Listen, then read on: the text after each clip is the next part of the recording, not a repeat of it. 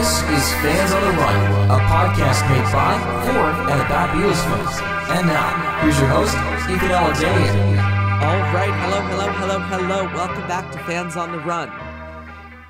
This show's so good, I've done it twice. You know, I occasionally like to break the fourth wall with this show. A couple weeks ago, I had the guest you're about to hear on the show. It was a fantastic interview. Unfortunately, no one's going to hear that particular interview because the god of my hard drive decided that's not going to happen. And so it was wiped. And so here we are now. And you know what? I think it's even going to be better the second time. Mystery guest, how would you describe your feeling right now? Just so much excitement, really. Just so much excitement, you can't contain it. It's like Christmas morning, except it's really hot. So it is. One difference. So like Australia. Yeah, essentially, yeah. It is like Christmas Day in Australia right now. It is Christmas Day in Australia. Well, our next guest has a fantastic bookstagram. Is that the right word? That's definitely the right word. That's a word, so let's use it. That out of all of the words, that is one of them. Yes. Called @BooksBeatles, where, I mean, I think you can probably guess he posts a lot of pictures of really good Beatles books. And so I have him here today to talk about his life as a Beatle fan and his favorite Beatle books. Joe Wisbey, welcome to the show. Thank you so much. Well, welcome back to the back to the show. Exactly. I can't keep you away. I'm like a recurring guest essentially now, so. Oh God. So, how are you doing? I'm doing good. Like I said, it's here in the UK. We've just had quite a sweeping heat wave, so I'm a little bit perspired, but I'm here nonetheless, and I'm excited to talk to you again, Ethan. Well, you're here, and that's all that matters. Yes. So, I want to go right back to the beginning. Joe, when did you discover the Beatles? Well, I had a funny feeling you were going to ask me that question.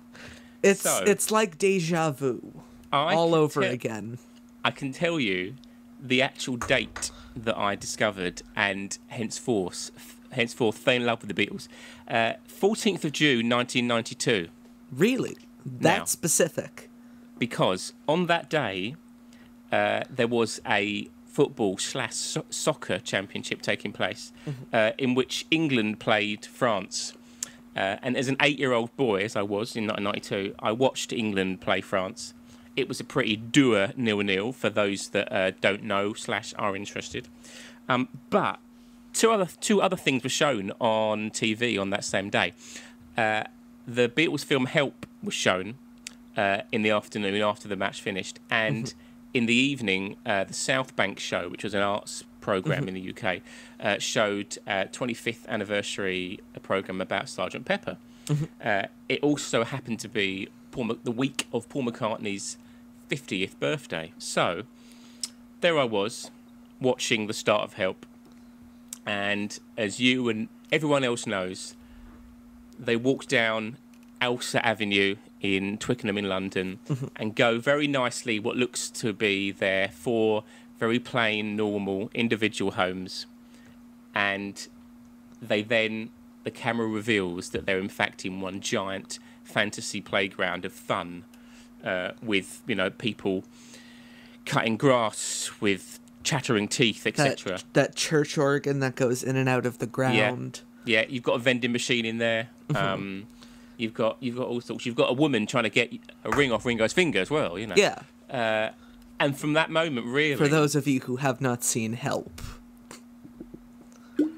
Why are you listening to this podcast if you haven't seen Help, would be my first question. But, hey, they're out there. You need help in 2 senses of the phrase. Absolutely. So, I had a moment where I was sat, my 8-year-old self, watching these 4 guys frolic and run around and frit around the world, and I wanted to be a Beatle. They looked like they were having the most fun that it is possible for anyone to have, and I was like, well, I want to have fun. I'm 8. I'm young. I'm excitable. Why can't I be in the Beatles? So, from that point, I wanted to be in the Beatles, and I think I still do, really. There's still time. There is still There's so much there's a time. couple vacancies. There is a couple. Yeah. Yeah. Who knows?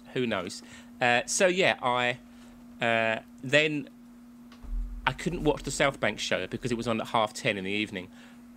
So I got my mum to record it on the blank VHS for me, which she did, thankfully. Thank you. And I watched that. I watched Help again and again and again. And I went to buy... Did you also tape Help?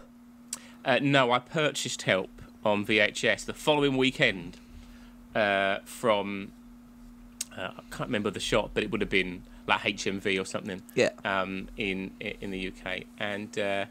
watched it and God, I again, miss HMV. Again and again. Yeah, me too. Well, I used to work for HMV. I worked for HMV for 10 years. Does in my HMV 20s. still exist? Yes.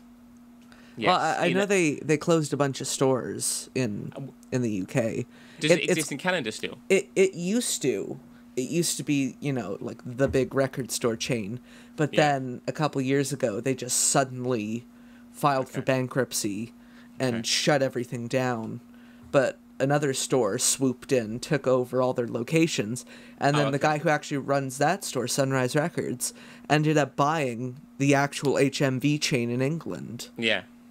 So he's kept this. I think there's a fair few open. Whether or not there's any copies of Help on VHS in any of them, I would be surprised. You could probably find a Blu-ray or two. Yeah, definitely. Well, I would hope so. It's an essential I would hope so. So yeah, Help really was my entrance into the Beatles world. So being introduced through Help, what was your first kind of perspective on the Beatles?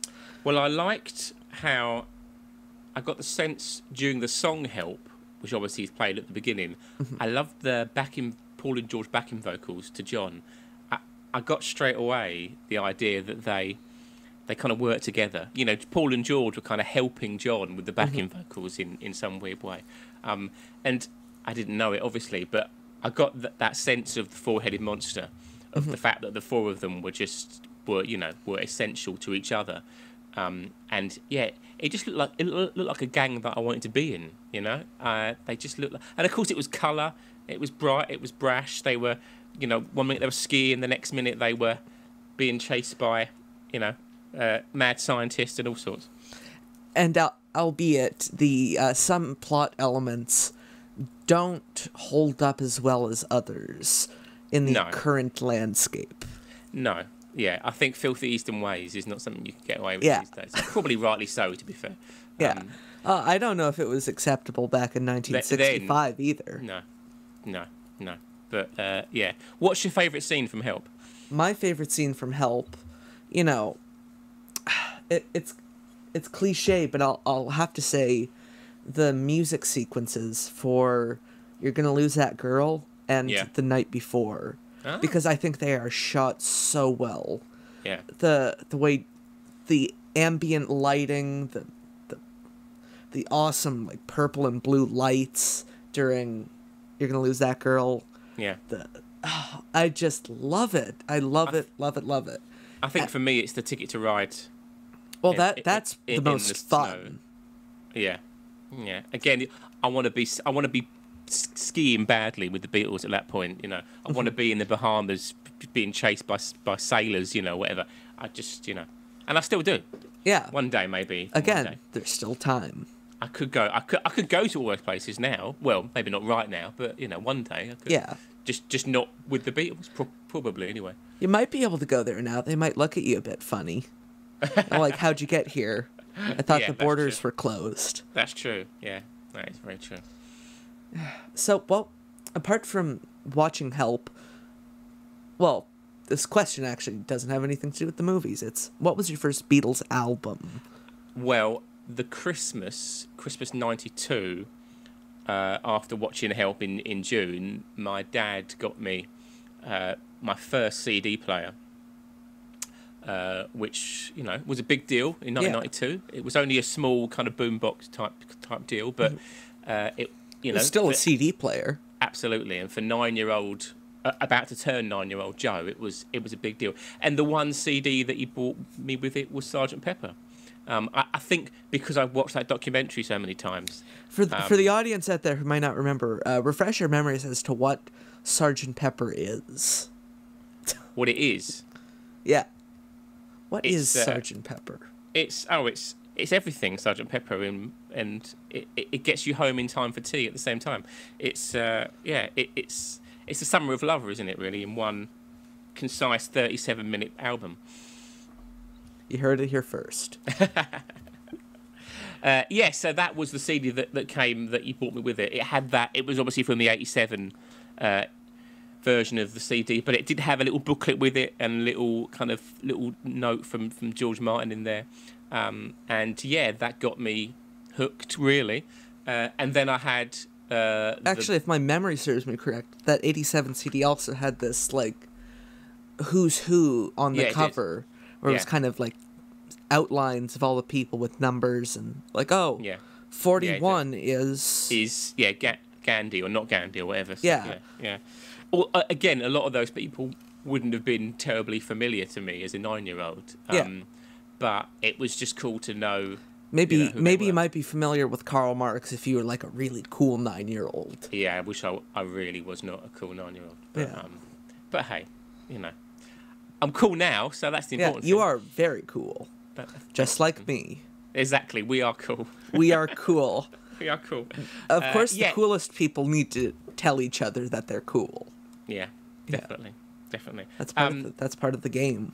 So after Sgt. Pepper, with the Christmas money, or maybe with the HMV vouchers, some kind of voucher type deal, I went into my kind of local high street again, and I bought on cassette, as the CDs were slightly above my price range. But this little CD player did have a couple of cassette decks on it. I bought the Red and the Blue album. And bizarrely, I also went to buy the 20 Greatest Hits album, which I think Red and the Blue has got all those songs on it. Yeah. But it was just something to have. I think it was probably in the sale or something. I don't know. Yeah. It could have been in some discount bin. Yeah. Was that kind of like common for you as a kid? Because it was for me. Like every birthday or Christmas, you end up with a couple gift cards or gift vouchers for HMV. Yeah. Well, because even from like 9 or 10, music was, I would definitely have a book token. I would definitely have a voucher for HMV or an equivalent. Obviously, in the mid-90s, there were many other record stores to choose from. There was Tower Records. Yeah. We had a chain called Our Price, which was in my local town, which probably didn't go very far outside of the UK yet. Our Virgin Megastore was a big one. Virgin Megastores kind of predated me just a little. Okay. I still remember being in Hollywood in 2010, and we had found on Google Maps, like, there's supposed to be a Virgin Megastore here, and we went there when there was no Virgin Megastore, and I was very, very sad. But luckily, we went to Amoeba Records that same day, so I was less sad. Is that still a thing, Amoeba Records? Amoeba Records is still a thing. They moved from their like iconic location. Right. Okay. But I think right now they still have one open in San Francisco. Okay. And somewhere else. Record stores of the 90s could be a whole podcast on its own, couldn't it? Really? Yeah, we could do a whole mini-series on Virgin or Tower. We had one in the UK called, somewhat unexcitingly, Andy's Records, which I'm guessing I wonder who owned it. I really hope it was a man called like Jeff or something. But yeah, Andy's Records was one. I remember when I was about 14, I got £60, which was, a lot of money, and I thought I'm just going to spend it all on CDs. So yeah, Andy's Records were the happy recipients of my £60 that January afternoon. Do you remember what CDs you got with those £60? I can tell you one of the CDs that I bought. I bought. This is going to make me sound so weird, but there is no judgment here. I'm glad. I had a bit of a thing for like TV themes and stuff. I just like cool TV themes. So I bought a CD which had all the. It was a collection of all the BBC and ITV sport themes, which would mean nothing to vast majority of the world's population, but it had like music on it that I really liked, like Match of the Day. You know Match of the Day? You aware of Match of the Day? I know what Match of the Day is, and I think I've Okay. heard the theme song before. Yeah, I saw a stand-up bit with Bill Bailey, and I think Okay. Match of the Day was the punchline. Right. Okay. That was one of the CDs that I bought that day, and I think I bought a CD by. Do you know a band called 100 Reasons? I've heard of 100 Reasons. They were from again, nothing like the Beatles, but I really like their album. Apologies to all the members of 100 Reasons Who listening are definitely to this show. listening to this podcast? Yeah, it was called. I think it was called Ideas Above Our Station. Anyway, Going way beyond me. yeah, that was another CD of that particular £60 haul. So, first Beatles album was Sgt. Pepper. What was the first Beatle book you remember getting? The first Beatle book that I remember getting was. It wasn't a particularly. I don't think it was a particularly well-known one. It was. Like I know, like I think for a lot of us, our first Beatle books were probably just called like The Beatles, and they were a pretty bare bones biography with pictures. Yeah. Mine was. It's a book. I think it was a book called the Beatles Files, which was kind of compilation, like a photo book of lots of pictures and contemporary articles from the Daily Mirror newspaper, which I've got, and which I believe you can find. I have already posted it on the @BooksBeatles Instagram feed. Go follow @BooksBeatles. Follow, like, refresh, or whatever, retweet. Oh no, that's Twitter. Yeah, that was the first one, and I just like the pictures. It just showed them really good, pictures that at the time, this is obviously about 95, hadn't been seen because they were locked in the Daily Mirror kind of archives. So that was the first one. But then the first one that I really got bought for me, that a proper book, shall we say, was Revolution in the Head, Ian MacDonald, which The classic. Which is a classic. Yeah, again, by this point, I'm still only about 13.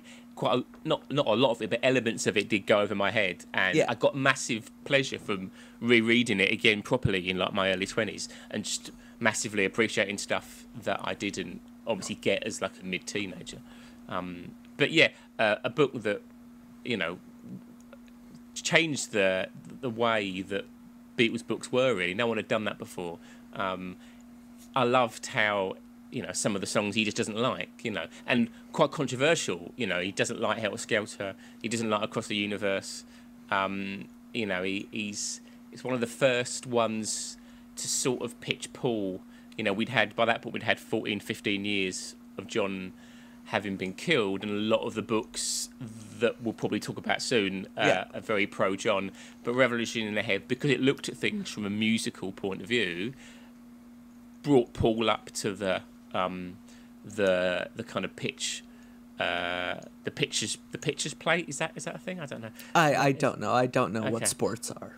Okay, but yeah, it brought him back into the picture again, which I watched a baseball game exactly once. Okay, well that's more than me. We don't do it over here really. So, well, you have cricket. We definitely have cricket. Yeah. And that's kind of like baseball. In a roundabout way. Yeah, it is. It is. You're hitting something with something else, and then other things happen. I think that should be the tagline for cricket. Yeah. Come and watch cricket. You hit something with something else. And things happen. Well, some things happen in cricket quite slowly, generally. Yeah. But, well, it may only be one or two things happen. Whereas baseball, it's like 46 things happen every minute. I don't remember. It's been years. Okay. Anyway, Revolution in the Head. Yeah. The fuck am I talking about baseball for? I don't know. Only you can answer that, Ethan. Only you can answer that. Are you a fan of that book? Yes. Well, I appreciate the book. It's not my favorite, but I appreciate it. Okay. But yeah, that was the one that, I think in particular the twist and shout passage is my favourite part, where he describes that session really in kind of vivid detail, and it takes you a little bit. It takes you into that studio, and that was the thing that really hooked me about Beatle books. I was like, I want to go places, and a good book, be it about the Beatles or about something else, can definitely take you places. So, you mentioned that we may be talking about other Beatle books, and now I think we should probably segue into that. I want to talk to you about some Beatle books. Go. What's the newest Beatle book you've read? The newest Beatles book I've read, let me think. Probably the Ken McNab book, In the End, which, as I'm sure you know, covers the 1969 period in quite forensic detail, which is an excellent book. I think that's going to be the way forward for a lot of Beatle literature, is covering specific years or areas or tours or whatever. And that does a really good job of that. So, yeah, well done, Ken. Even though it may make it harder for, I remember a while ago a friend was asking me for a recommendation on just one Beatles biography. Okay. And I thought, oh, Jesus, I really can't think of, like, a good one that just covers the whole thing. Yeah. That doesn't delve into some niche. I mean, there's the three that are there at the moment. Don't mention the Bob Spitz one. Well, do you know, funny, I got a message today about from one of my many followers about the Bob Spitz book, and he said to me, I think he's seen it very cheap somewhere. And I mean... That's not an uncommon occurrence. No, I mean, I think it's okay. I think it's... it's massively flawed, and it's rendered redundant by a lot of other books that have come out since. But I think they're all... I mean, I think Shout is the one that we can talk about in some negative detail. That's obviously... what are your thoughts on Shout? Pretty... Well, I mean, I'm a Paul guy, so, full disclosure. I thought your name was Joe. Well, yeah, I go by Paul sometimes. I wish I go by Paul sometimes. So, yeah, it's a tough read. It's a tough, the original editions from the early 80s, are just horrible. I mean, he did, if you look some of the later versions, he's praised down some of the particularly negative Paul stuff.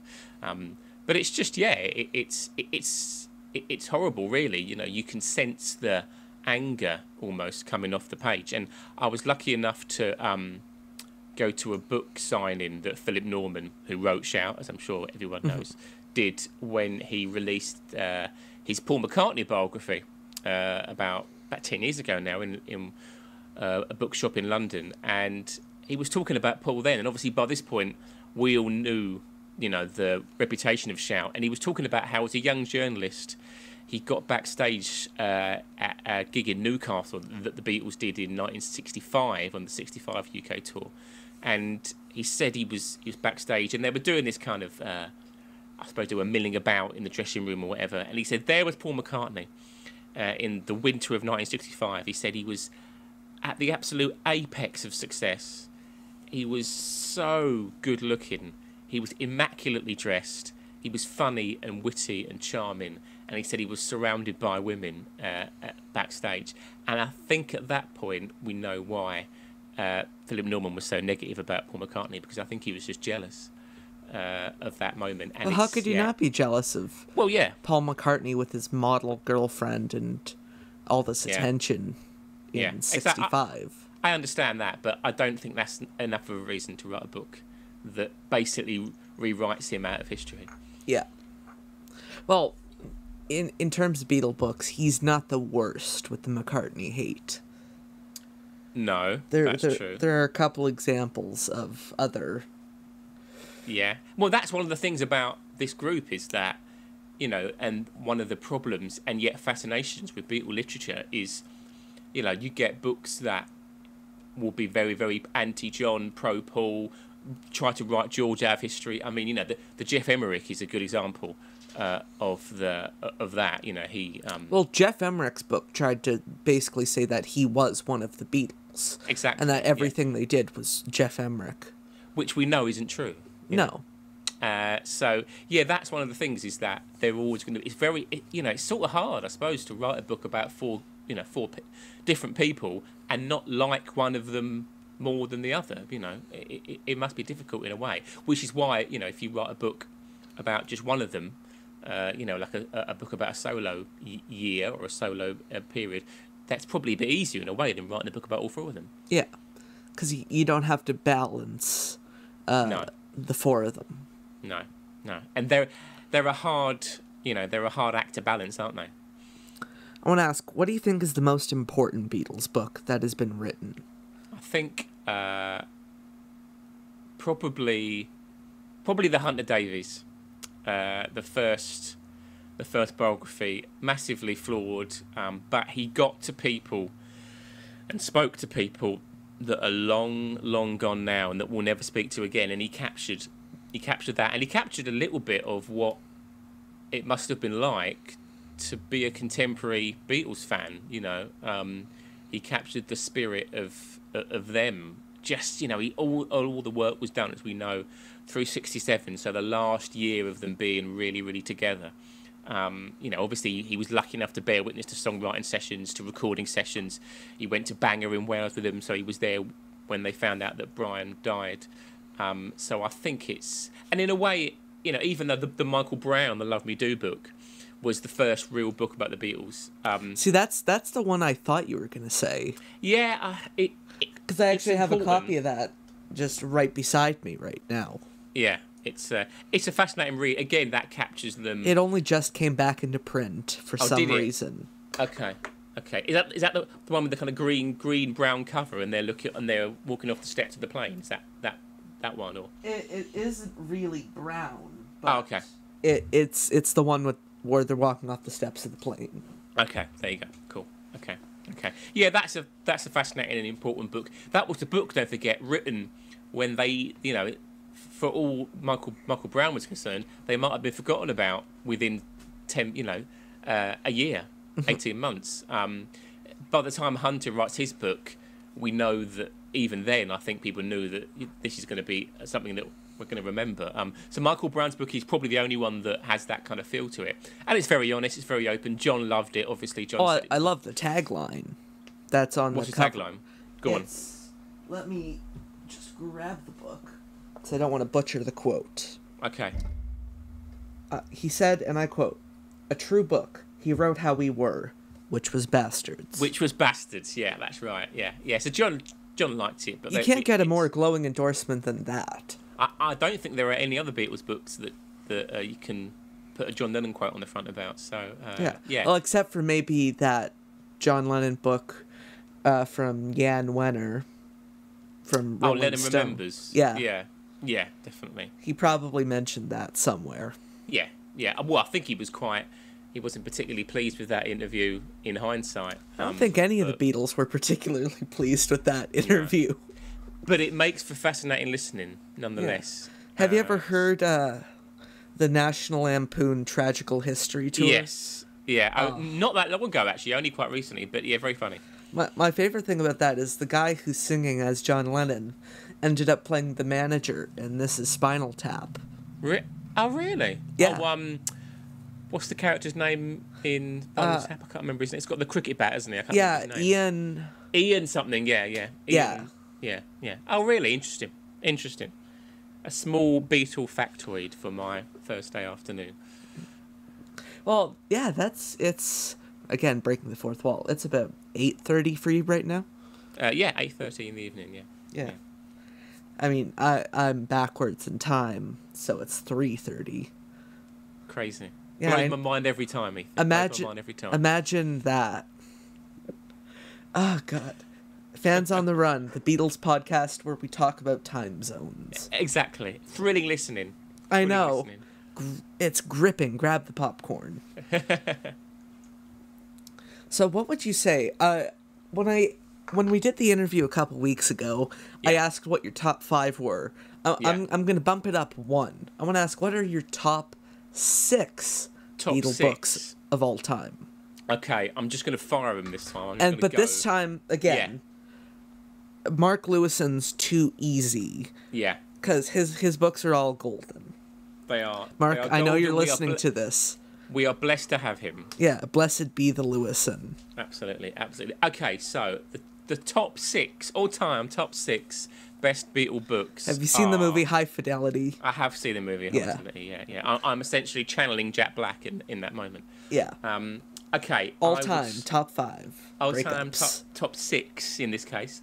Okay, so in no particular order. I'm going to say in no particular order because otherwise, it's going to be too complicated. I would say, already mentioned it, but yeah, Hunter Davies has to be in there. Historical importance, very, still a book that stands up, and the stuff that he's written since as introduction. There's that lyrics book. Yeah, that's a good book. The John Lennon Letters book is a good one. That's another one. The one that came out not too long, or a couple years ago, just called The Beatles Book. Yeah. I think he's finished writing now, but cause I think he's only actually written about 3 or 4 books about the Beatles. He's associated with the Beatles forever because of that original biography. Yeah. But he's written some really interesting books. A lot of celebrity autobiographies. He's one of the only people who can actually say they were authorized to write, a biography about the Beatles, or that's an honor only really shared by the people who worked on the anthology book. I'll include Barry Miles because he did the authorized McCartney one. Yeah, definitely. Many years from now. Yeah. Okay, a slightly obscure choice, which I don't know if many people know about.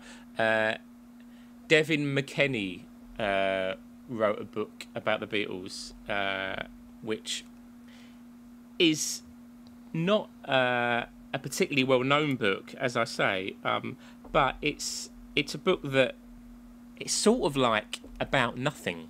It's kind of like it's not like a biography. It's not about one particular part of the Beatles story. It's just a little bit like the Craig Brown book. It kind of covers things in a Craig random Brown part of their book, story. just for references, 1, 2, 3, 4. Yes. Yeah. Or whatever the hell it's called over here. I don't even know. It's called something different, isn't it? Yeah. It's called, 104 Moments of the Beatles. Okay. Or some complicated title. Devin McKenney's book is called Magic Circles, The Beatles in Dream and History. It kind of just takes a really strange, outlandish look at the Beatles story. I think it's still in print. I would recommend it to anyone that is interested in Beatle books. Let me just write this down, because I think you mentioned it last time, but I forgot to... You can hear my keyboard. Exciting, yeah. Sound effects and everything. Yeah, I know. I put those in post. They won't know that. So yeah, Magic Circles, Hunter Davies. I would say... what else would I say? We've just mentioned it, but I think Many Years From Now is great. Really? I think it's great. I've heard that book actually get trashed a couple times. It's always going to get trashed because people don't like Paul. Yes, the purpose of it is to put Paul back as the avant-garde Beatle and all that kind of stuff. But it's which was later covered much better in the Ian Peel book. Yeah, which is a great book. What's the name again? I keep forgetting. It's called The Unknown Paul McCartney. Yeah. Just as a random aside, Ian Peel's Twitter handle is at Let It Beep, which I think is really cool. But anyway. I know he was on our friend Tom Hunyadi's show, Two Legs, with Andy Nichols. Yes. Talking about the book. Yeah. A whole almost 20 years after it came out. Yeah. Yeah. Late promotion is better than no promotion. Absolutely. But many years from now, it takes you there. You see in Paul's side of the story. It covers all the Beatle years. Yes, it would have been great to hear his views on Wings and a lot of the other stuff that happened in his life. But then you're looking at 2 or 3 volumes worth. If anyone could write a multi-volume biography, Paul McCartney is one of them. But yeah, I love Many Years From Now. I think it's absolutely great. I'm wondering why that hasn't been done. A multi-part biography about McCartney. Well, a biography or an autobiography. What do you? I think he wouldn't have the time. I don't think to do one. Get someone else to write another couple books on the MPL company payroll. Maybe. I don't know. Another one that's really great is Apologies to MPL. Yeah, definitely. You never know. I'm sure they're listening. I'm sure Paul McCartney is listening with bated breath. Right now. Hi, Paul. How are you? What are they going to talk about? They talk about magic circles. It's not a bad impression, that, for a Canadian, you know. You know anyway. what? Thank you. Anyway, next book. I had Ivor Davis tell me my Liverpool accent wasn't horrible. Well, he said, you know, like, I can't even do one, Ethan. It's the Liverpool accents are really trending because the Beatles. They don't sound. No. They don't sound Scouse like this, you know. Okay, not bad. Not bad. Not bad. I have no further statements. The two things that you can say really easily in a Scouse accent is chicken and chips. Or Coke, a can of Coke. Can of Coke. I want a can of Coke. There you go. That's my Scouse accent, which is pretty poor as well. Well, where were we? You got closer than I did. I got closer than you, but I should do as a native Englander. Okay, another really great Beatles book. Do you want to hear about another really great Beatles book, which you probably know? I would love to hear about another great Beatles book. You Never Give Me Your Money by Pete Doggett. That is a fantastic book.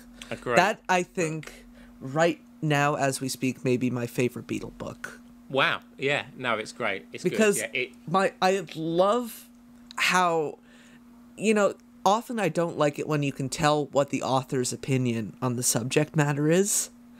But at some points he seems to write with such snark and disdain that it's fantastic.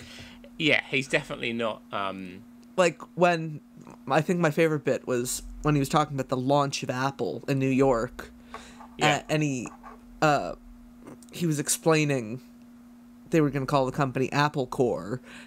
And he put in, like, brackets, it's a typo. Oh, no, it's a pun, Paul helpfully noted. Yeah, very good. There's a great bit when they just talk. He's talking about Ringo in the 80s, and he just says something, and then it says while he's not acting as a bisexual fashion designer in Princess Daisy. Which have you ever seen that particular made-for-TV film? I don't think I've actually seen any of his made-for-TV films. Okay, yeah, it's pretty to me, cool. I personally wish his film career started and ended with The Magic Christian. Oh, you like that, do you? No. Oh, okay.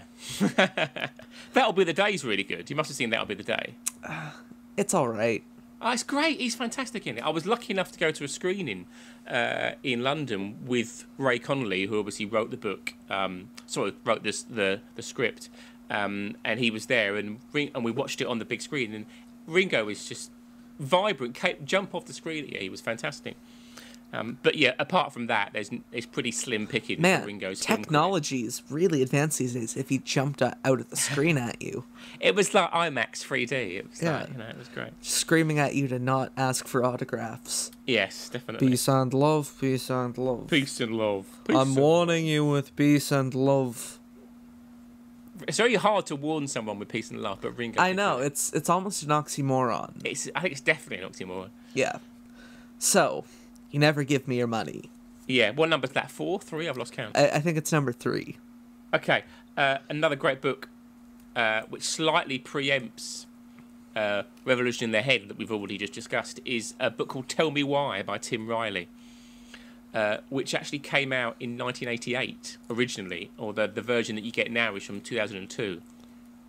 And it breaks the Beatles songs down from a slightly musicological kind of point of view, almost like Revolution in the Head does. It doesn't quite go into the kind of cultural side of things like Revolution in the Head does, but it's years ahead of its time. If you think of the other kind of Beatle books that came out in the 80s, if you look at some of the McCartney biographies, like people like Chet Flippo is a good example. Really lightweight paperback. Never heard of him.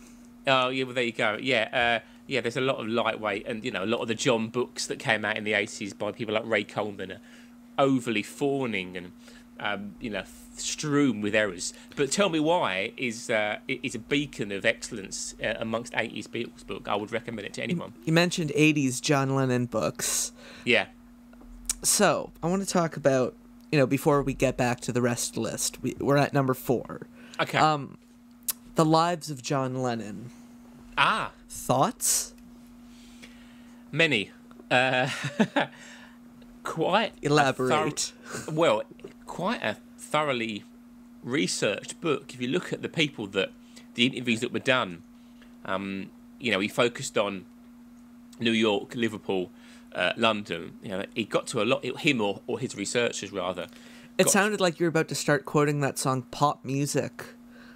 London, New York, London, passion. Paris, Munich. Everybody talking about pop music. The Flying Lizards, that was by, I think. Good name for a group. Anyway, really well researched. Fantastic, fantastic research aspect to it. But then, obviously, the hate and the scorn and the misinformation drips off every page. There's a wonderful Saturday Night Live sketch in the 80s where they explained why he was so mad at John Lennon. It's because Albert Goldman was really the fifth Beatle. And Elvis convinced the Beatles to kick him out because his horn playing didn't match well with the Beatles. It all becomes clear. It's all clear. Yeah, it's all clear. But not a book that anybody, it sold a lot, didn't it, at the time? Well, have you also seen that interview he did on British TV? I think it was like some Liverpool show. Oh, when he gets torn to shreds, doesn't he? Yeah. Well, he gets torn to shreds by Alan Williams. Yeah. It's good. And there's another one where he's actually in the studio, in the UK, with Hunter Davies. Yeah. It's on I think Philip Norman was in the audience for the first one. Oh, was he really? Wow. And he was, being mad at him. Okay. Well, I can understand that, Matt. That rage in this instance. But it's not it's not a book that many people have on their bookshelves anymore. Obviously, I do. But it also takes up a lot of space. It's pretty hefty. It's pretty hefty. I mean, in a way, it's worth reading if you're interested. I think if you're interested in Beatle literature, you need to read it, but with the caveat, it's mainly nonsense. I find it really interesting that we're able to talk about it, an entire genre of books that's just Beatle literature. How many Beatles books do you own? I own about probably in the kind of 400 to 450 range. Jesus Christ! I think I'm about there. A lot of them. No, I don't do like doubles. Yeah. Sometimes I go online and in other kind of Beatle book groups, and people will post like 5 versions of one particular book, and I'm like, I'm not that guy, I only have one Beatle book where I have a duplicate. Okay, what's that? The Complete Beatles Recording Sessions. Because I had bought the hardback version or the hardcover, and I was given kind of a soft cover version by my guitar teacher. Oh, okay. He said, I found this just in my music room. Do you want it? And by that time, I had already gotten the other copy signed by Mark Lewison, and he already had written a custom footnote on the page about Carnival of Light. Okay. Just saying will we ever hear it? Hopefully, but I don't think anyone will care once it's out. Okay, nice. Nice touch. Anyways, what is your number 5? My number 5 probably would be. Let me have a think about this. I tell you what, it's a really great book. Is the Fred Seaman book, Living on Borrowed Time. Seaman. Fans on the Run, the highbrow Beatles podcast. Definitely highbrow. The high society Beatles podcast. There used to be a footballer, a goalkeeper called David Seaman that played for England, and the commentators would often say if he rushed out of his goal maybe a little bit too keenly to try and take on an opposing attacker, the commentator would always say, I think Seaman's come out too fast there. Which would, make me laugh every time as a 8 to 10 year old. and there's an 18 to 19-year-old probably. Anyway, where was that? Fred Seaman, yeah. Yeah. Great book. Really unique perspective on a part of John's life. Which book is this? It's called Living on Borrowed Time. Oh, it's by Fred... you already said that. Yeah, it's by Fred Seaman. It's obviously you probably know Fred was kind of an assistant. Yeah. To John and Yoko in the Dakota in the late 70s, early 80s, and his book's fascinating. A part of John's life which we know very little about. That's a really vital book to have. I think. The House Husband Years. Yeah, The House Husband Years. Yeah. Obviously, our friend Ken Womack has. Our good friend Ken Womack. Our mutual friend Ken Womack has written an equally fascinating, obviously very different book about John Lennon in 1980. John Lennon, 1980, The Last Days in the Life, in stores soon. Very soon. See, and I wasn't even paid to say that. I'm just an admirer of Ken's. Love you, man. Well, we lovely man. Quote me. Yeah. Put that on the cover of your next book. A lovely man. Joe Wisbey says a lovely man. Yeah. Fred's book is equally interesting. Obviously, the chapters on when John is killed are quite difficult to read, but equally quite fascinating. He obviously had quite a unique perspective on that particular point. Absolutely essential. I think that book's pretty good. Okay. I'm not always impressed with a lot of the Beatles insider books. Yeah, they're a mixed bag. There's the Tony Bramwell book, Magical Mystery Tours. The Derek Taylor ones are a little abstract, but they're fun. Yeah. You've got the Tony Barrow one, which is fine. You've got the very out of print. God, what's his Norman Smith book? John Lennon Called Me Normal. Yeah, that's really rare. That I don't have a copy of that, unfortunately. But yeah, I mean, when you've got Leslie Cavendish, the Beatles hairdresser, has got a book out. Anyone with a connection, and I've got it. I'll read it. I'm there, and there are many others like The Cutting Edge in stores now. Yeah. But some of the insider books are, as you say, a little bit kind of patchy. Just an aside, if you want me to shill any of your books, reach out at fansontherunpodcast@gmail.com. Easy. You can't see me, but I'm winking right now. You'll just have to take my word. Okay. So, what is your number 6? My number 6, last but not least, is, am I allowed to have the Beatles Anthology? You are most certainly allowed to have the Beatles Anthology. Not a book that you can read easily in the garden, but still an essential Beatles book.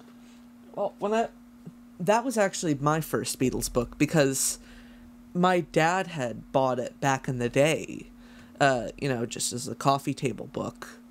And when I had gotten into the Beatles, my mom had the CD of the Blue Album already, and I knew downstairs, like in our table, there was this book that said the Beatles. Right. And so that was my first Beatle book, and I just remember being mesmerized by the visuals on the pages.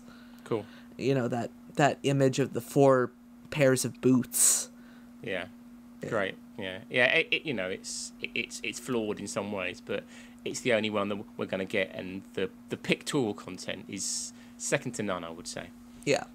Oh, there's a book. The only books that have come close to that is do you know the book 8 Arms to Hold You? Oh yeah.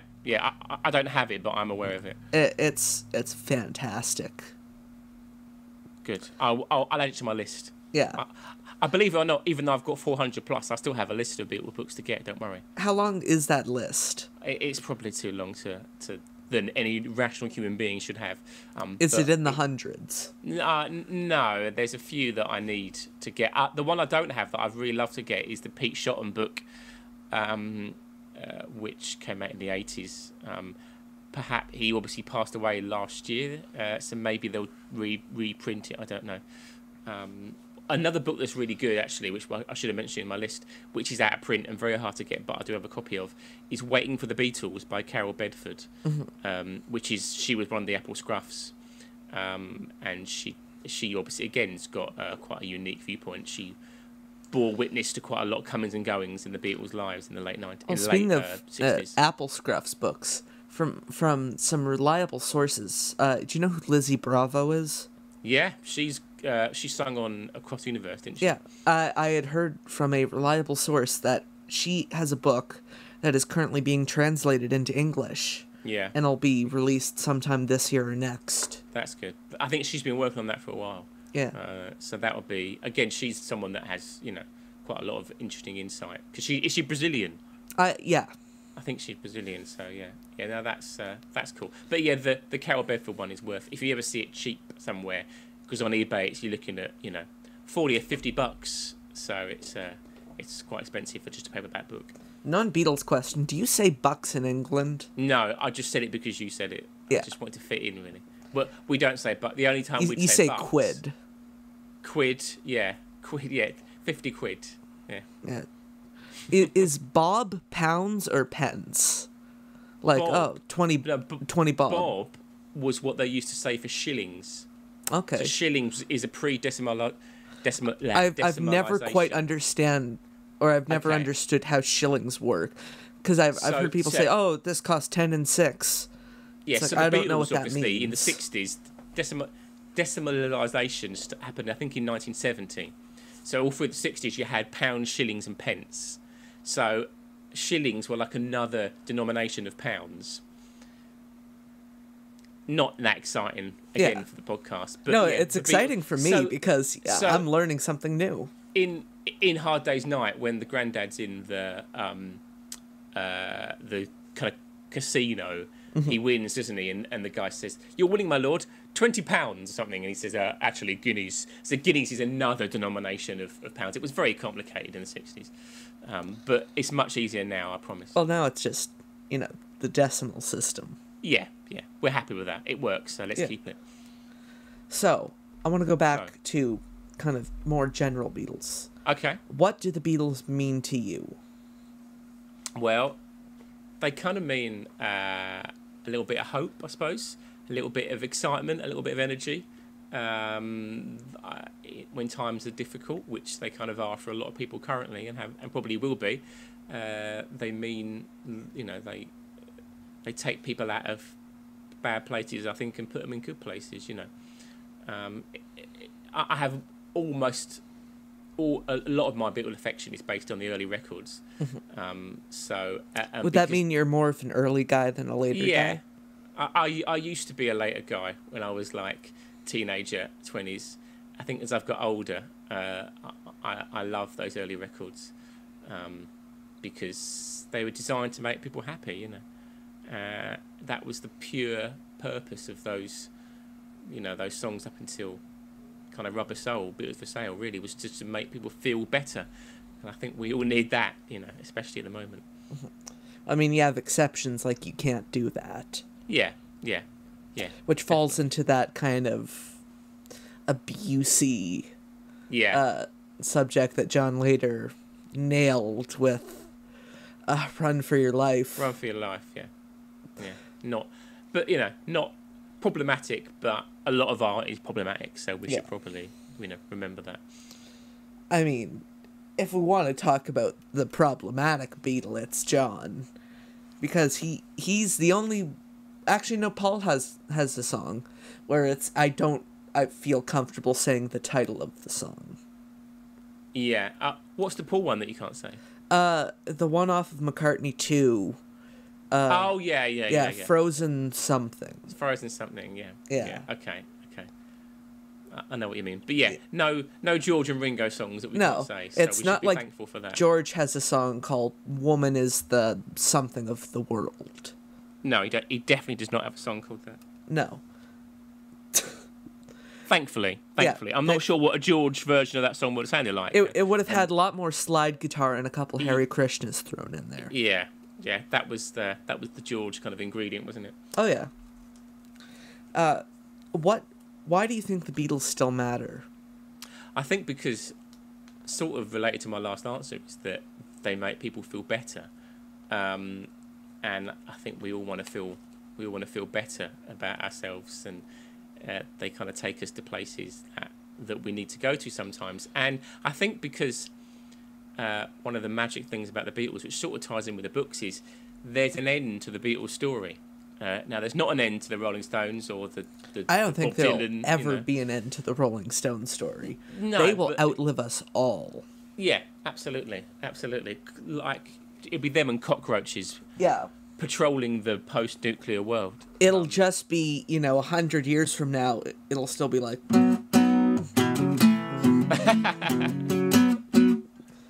And is that a bad thing? Maybe not, I don't know. No. Maybe not, I don't know. Yes, so the story of the Beatles has an end, and I think that's why really I like keeping a guitar on standby. Exactly. In case I think of something like that. Just happen to have a guitar waiting there. Yeah. So I'm gonna hit you with some quick fire questions. Go. Not hit you, but verbally. Okay. Before you do that, I'm gonna have to let my cat out because he wants to go out. So hang on. Now I'll take the time to fill the dead air. If you're listening to this on YouTube, thank you. Could you please hit subscribe? I'll edit this. To fill this dead air, thank you for listening to the show. It's awesome that you're listening. It's fuck it, I'll just edit this all out. I apologise, but he was getting mad, and then it would have been lots of meowing on tape. So. Well, what you missed is I tried to plug myself twice, and it failed. There's probably a moral there, Ethan, somewhere. Yeah, I'm not great at it. So quick-fire questions. Quick-fire questions. Even though these questions are quick, the answers are always not. Okay. What is your favorite Beatles song? Today, my favourite Beatles song is "We Can Work It Out." That's a great choice. Because I'm all about John and Paul working together, and that's the best example of them working together. One of the best examples of them working together. The way that the two sides of them kind of come out, and it's just it's 2 minutes and 10 seconds. What more do you need? Yeah, you need no more. It's perfect. Exactly. And plus, it's got that awesome harmonium. I was just going to say the harmonium, yeah. Yeah. Which, when I was younger, I always thought it was an accordion. No. But sound kind of similar. Yeah. But it just adds an extra dimension to the song. Yeah, definitely. Like, that was, when I first got into the Beatles, that was the standout track off of the Red Album. Oh, really? Oh, okay. I just listened to that over and over again. Yeah. That and Daytripper. Oh, really? Oh, okay. I like Daytripper. But, the best double A-side single of all time. You think so? Better than Penny Lane, Strawberry Fields? Yes. Okay. Because with Strawberry Fields, Penny Lane, I like one of them more than the other. I think you're going to say that you like Strawberry Fields more than Penny Lane. You would be correct. Yeah. Do I get a prize? No. Okay. That's cool. Yeah. Is my prize a copy? If I did get a prize, would it be the Albert Goldman book, like signed or something? It can be the Albert Goldman book signed by me. Okay. That probably would be equally valuable, I'm sure. It will be worth it. I think my signature is probably one of the only ones that'll make your book go down in value. Yeah, we can work it out though. I probably got it from the Red Album as well. Actually, that's probably where I first heard it. What is your least favorite Beatles song? My least favorite Beatles song today is, I think, probably "Long, Long, Long." That's a good choice because that's how the song feels. Yeah, it's just quite poorly structured. It's got no energy. It's, if you look at George's contributions to the White Album, I mean, obviously, While My Guitar Gently Weeps is great, I would say. I love Piggies. You see, I don't like Piggies either. I think Piggies is a bit kind of cloying and a bit dull. There's something about Piggies to me that I just love. Okay. How snarky and underhanded, its messages. It's a little bit angry for me.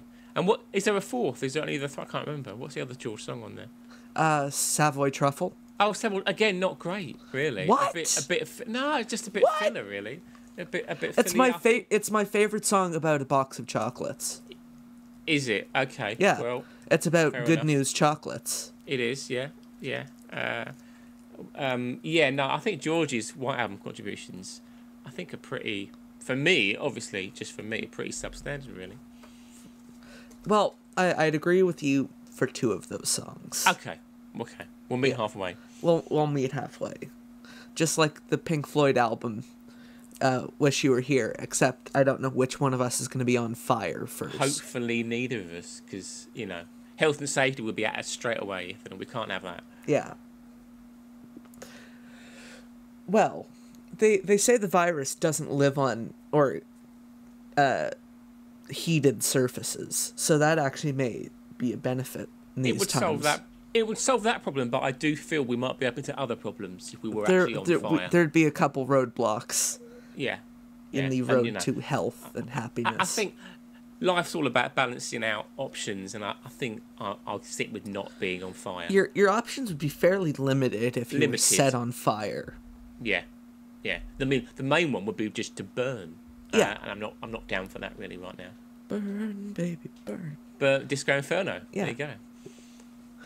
So I want to ask you, what is your favorite Beatles album today? Today, and probably most days, it's going to be Hard Day's Night. Again, fan of the early Beatles. Yeah, it's just obviously I love the film, and whenever I hear the songs, it takes me to the film. Energy, excitement, conciseness. What's your favorite song from the movie? Like your favorite scene with the song? If I Fell, probably. I love it. Obviously it's a beautiful song. The little bit of jostling before, with Ringo before they start the song. Yeah. Aren't you being rather arbitrary? Yeah. Is one of my favourite lines. He's fussy about his drums. They loom large in his legend. Yeah. Well, I always wonder why, and I don't know if you know this, but I probably should know this, why they didn't use Alan Owen for Help. I don't know if he just didn't want to do it or what. I don't know. Because obviously they brought back Dick Lester and they used Walter Shenson to produce. But I think Help suffers because the script's just not as funny. I think the script is... I think it's as funny. Do you think so? Well, I feel like A Hard Day's Night's, like, overall the better movie. Yeah. But I enjoy watching Help more. Okay. It's more fun to me. Yeah, I think... in a sort of outlandish way that, say, you would enjoy, like, the 60s James Bond movies. Yeah, definitely. It's in a way, it's much more of a 60s film than Hard Day's Night. Maybe speaking from a UK perspective, I quite like the fact that it's all in a pretty grey, bleak London afternoon, Hard Day's Night. So I kind of relate to that a lot more than... skiing in the Alps. The thing about that is it was in black and white. Yeah, exactly. Yeah. I don't know if you knew that. Yeah, but you can tell it's not a glorious sunny afternoon when they're being chased by the police. No. But yeah, no, I like the album because it takes me back to the film, and like I said, it's just full of energy. It's the Beatles at their early creative peak. Ah, yeah, it's a very John album. They wrote all the songs on the record. They did. Which, was retroactively... Or, I didn't know where I was going with that. But the next one was, half covers. Yeah. And it was kind of... That's the one I hear got trashed the most. So I have to defend it. Okay. Well, you can defend it, You defend it. But for me, Hard Day's Night is everything that I love about the Beatles, really. I love it, too. Good. The thing about... I don't know if you feel the same way. I feel like A Hard Day's Night and Beatles for Sale kind of perfectly balance each other with the last song on A Hard Day's Night and the first song of Beatles for Sale. Like, I'll Be Back and No Reply, I feel like are such similar songs. Yeah, they are actually. Yeah, that's and I true. feel like they kind of blend the two albums together like a crossfade. But then look at something that's interesting is if you look at the cover of Hard Day's Night with all the different faces, they're full of, they're laughing, they're smiling, they're pulling faces. And then Beatles for Sale, they're miserable. It's a cold autumnal day in Hyde Park. They've just been, they're essentially knackered. So I kind of get what you mean by that Volume 1, Volume 2, which a lot of people say about Revolver. Revolver and Rubber Soul. Yeah, that it's Volume 1 and Volume 2, which obviously George says in the anthology. Didn't he also say Revolver's Rubber Soul's the Pod album and Revolver's the LSD album? Yeah. One of my favourite George drug quotes is actually from that Sgt. Pepper documentary from '92, and he's talking about LSD and pot, and he says pot was like having a couple of beers, really, but LSD is like going to the moon. Yeah.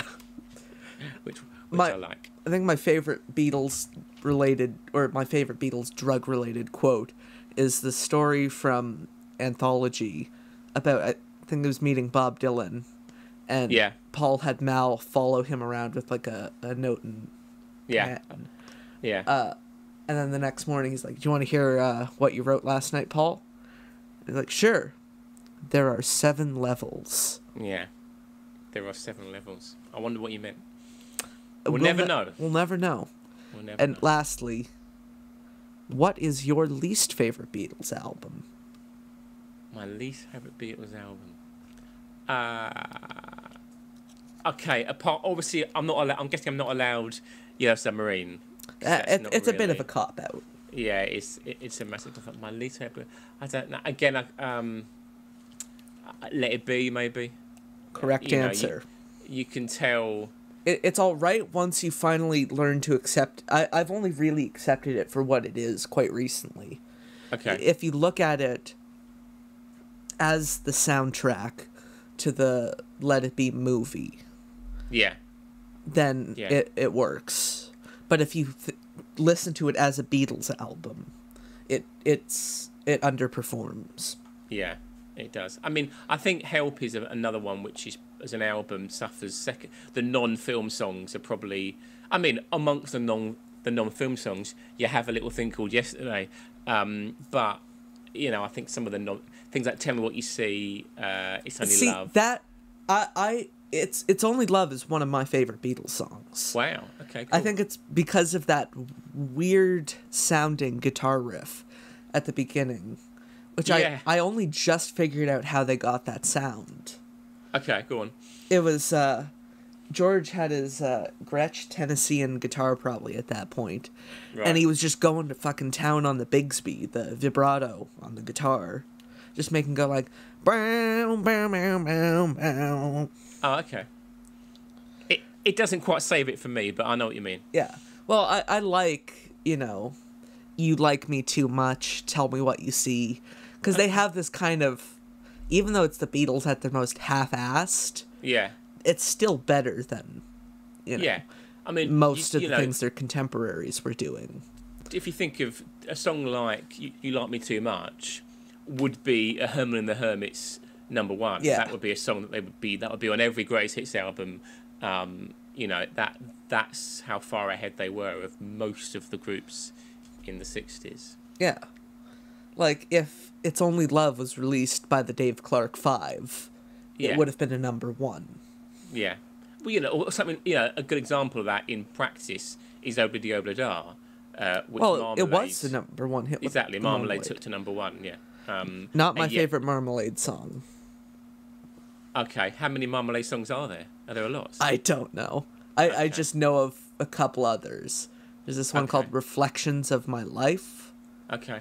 And there's one called I See the Rain, which is quite good. And they're better than Obla-Di Obla-Da, are they? They are better than Obla-Di Obla-Da. I will seek them out this evening. Hendrix, I had heard him quoted as saying, I See the Rain was the best song of 1967. And there were a lot of songs that came out in 1967, so you must have that been very impressed. There were. Yeah. So, now we've reached that point in the show. What would you like to plug? I would like to plug my unique, amazing, and really interesting Beatles books Instagram feed, which you can find at Books Beatles on Instagram. Every day I post. Where can you find it again? At Books Beatles on Instagram. Just one more time for the audience. At Books Beatles on Instagram. And yeah, every day I post a new book. I also interact with. I get some really interesting comments from people telling me where they've found their copy, asking me questions, and hopefully. What's the most interesting comment you've gotten as of late? There's one guy that posts, and he's Canadian, because he just put one comment on one of the books, and he just said, "I have not," which was in capital letters, "ever seen this book in Canada." Like it was like my fault. Like I was going to get in trouble for it or something. Like it's your fault he has not seen this book. Yeah, it was like, "I've not seen this book in Canada." And that was it. And I could almost hear him like slamming the door, walking out in a huff because they hadn't found his book. But yeah, you get some once you get in that kind of, a few thousand followers, you do get some strange things happening in your DMs. Well, I have that to look forward to. Yeah, you'll get there. Yeah, but do you know what? At the same time, there was some. I love it because people will just message me and say, "Have you seen this? I've got this version of this book." And yeah, it's great. It's great. And hopefully, I will be expanding my repertoire over the next coming months and weeks. Well, you do end up with some interesting people in your DMs. Like even me, for example, I had this one guy who runs a Beatles book page on Instagram. Oh, yeah. Message me in the DMs, inquiring about being on the show. Crazy. I wonder whatever happened to him. I don't know. Who knows what happened to him? I worry and fear for him, quite frankly. Yeah. But hey, yeah, it's a great feed. Hopefully, my repertoire, as I was saying, will be expanded soon. Where I'm going to be doing a little podcast where I chat to some of all your favourite Beatle authors about their books. So keep your eyes peeled. But not literally, because that would probably not be good for your eyes. Don't peel your eyes. If we can take one thing from the podcast today, don't peel your eyes, don't catch fire, and don't buy Albert Goldman's book. Those, I think, someone should crochet that. Or what's the needle point, the stitching, the thing? Cross stitch. Cross stitching. Someone should cross stitch that as like a motto. Well, my mother is a bit of a cross stitcher, so maybe I'll ask her when I see her next to do that, and then I can, I'll post that on my Instagram. Your mom's a cross stitcher. Well, she's got a little sideline in that kind of thing. Yeah. That's interesting. No, she's retired now, so she doesn't do much. That's the kind of thing that she does. Your mom cross stitches, and my dad is dead. So now it's. There you go. That's the best way to segue. So, Definitely. You're about to hear something interesting, folks. You're going to hear me for the first time actively try and do what I've been advised to do at the end of my shows, unplug myself. If you're listening to this on iTunes, Spotify, please rate us. It really helps the show. If you're listening on YouTube, please hit subscribe. Please like the video. Please comment. Tell me what you think. Even if it's bad, I'll probably not respond. If you like the show, let me know. If you have any feedback, please hit me at fansontherunpodcast@gmail.com. I think I've said in previous episodes someone else's email by accident. By accident, quote unquote. No, it was an accident. But anyways, Joe, thank you so much for coming on the show. It's been my pleasure. What a blast. What a blast. And to everyone else out there, thank you for listening. You can go home. Fans on the Run is produced by Ethan Alexanian. Additional voiceovers by Richard Phillip. This has been a Showtown production.